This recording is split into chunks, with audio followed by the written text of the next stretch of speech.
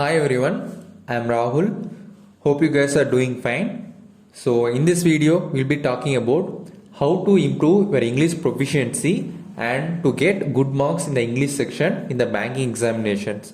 So we'll divide this video into two parts. First part of this video will be about what are the things you must never do while preparing English, and the second part will be about what are the things you must do while preparing English. So we'll start the video. So first we'll talk about the don'ts. First of all, don't be afraid of the English section, and do not have the mindset that the English section is a tough section, so I'll ignore this section and I'll concentrate more on aptitude and reasoning. Do not have this mindset. Actually, English is a scoring section. You may be able to pass the prelims exam by clearing just above the cutoff in English, but in mains exam it is not so. If you want to clear the mains, then one of the easy way available there is to improve your English knowledge and get good marks in English. So I'll advise you guys to concentrate. Just give half of the time. Just spend 50% of the time what you are doing to improve aptitude or reasoning. If you give that much time for English section, you may be able to improve leaps and bounds in the English section. Next thing is that believing 120 grammar rules are enough to conquer the English section. Just trust me friends, ask the people who attended the mains examination that whether these 120 grammar rules were useful to them while attending the English section. They will strongly say no. You will not have the time to apply these rules in the examination. In the mains examination, you will have lots and lots of paragraphs and reading to do, so the time will not be enough.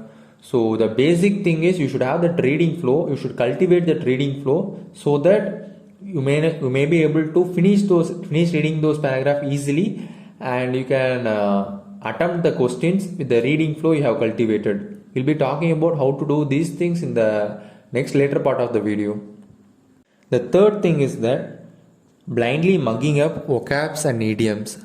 Friends, what we usually do is whenever we find a new word or a idiom, we tend to mug it up and later on we forget those vocabs.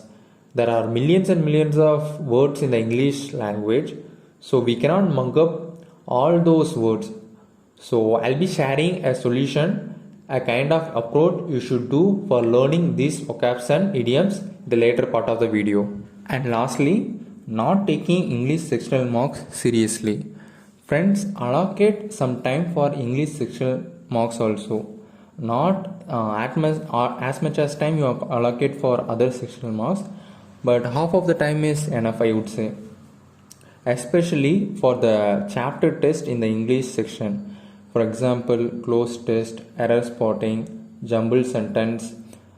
Spend time in these chapters by strengthening it and conquer these chapters first, so that you will do well in English as a whole. So in my future videos, I will be sharing my strategies with you guys, how I conquered these chapters individually. By this, we have come to the second part of the video. Now we will be talking about what are the things you must do for increasing your marks in the English section. So first thing is that you should read lots and lots of English stuffs and try to cultivate reading habits. When you appear for the mains examination in the English section, you will find plenty of paragraphs and you should analyze those paragraphs and answer accordingly. This analyzing ability will only come through lots and lots of reading practices. So that's why we should spend some time for reading. Next thing is that we should read and analyze the Hindu editorial section. So in the Hindu editorial section, you will find plenty of paragraphs that are the public opinions in the paragraph format. So when you read these paragraphs for the first time, you may not be able to understand the paragraph. Give it a try for 3-4 times. Then slowly and gradually you will be able to understand those paragraphs. So for this thing, I'll suggest you guys to download the Hindu editorial app, which is available in the Play Store. In this app, you'll be able to find the editorial section, quiz of the day, word of the day, and other idioms for each day. This will be very much helpful to you. Next thing is that Study the vocabs with root words. When you come across a vocab, try to find out the synonyms of the vocabs first. Then, by using that vocab, try to form a new sentence. By this method, you will be able to remember all the vocabulary words. No need to put a separate note or write down these vocabulary words. Next is about idioms. While studying idioms, imagine and break down the idioms to your mother tongue or in simple words.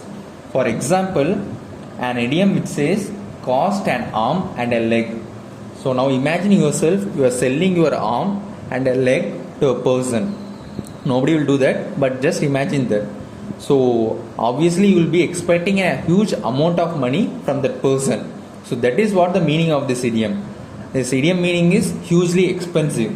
So like this, using this method, you will be able to remember lots of idioms. So these are the do's and don'ts you must follow to increase your English proficiency, and never approach English in the aim to study. Just enjoy the language and you will be automatically be able to learn new things. And English won't improve overnight. It will take some time, but I'll be supporting and helping you guys to increase your English knowledge faster. If you like this video, please put a like and don't forget to subscribe this channel, and I'll be meeting you guys in the next video. Until then, take care. Bye bye.